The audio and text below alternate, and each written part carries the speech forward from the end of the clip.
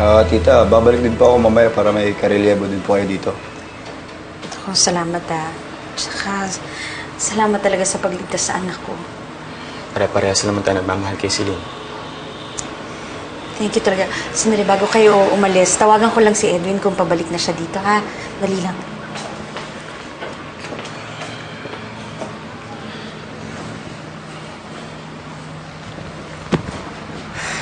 Sinabi mo talaga sa harapan ko na mahal mo pala girlfriend ko, Para naman hindi mo alam yan.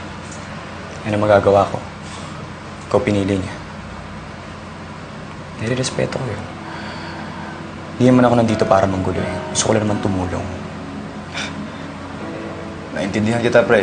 Siguro, kung di tayo nagmahal ng isang babae, pwede tayo magkatropa ngayon. Sayang. Hindi naman pwedeng dalawa tayong boyfriend eh. Pwede siguro dalawang nanay. Mahirap yung pag-aawayin siya ni Tita Bettina and Josephine Celine. Alam mo kung mahal talaga nila si Celine. Gagawin nila ang lahat para mapasaya siya. Para sa ikabubuti niya.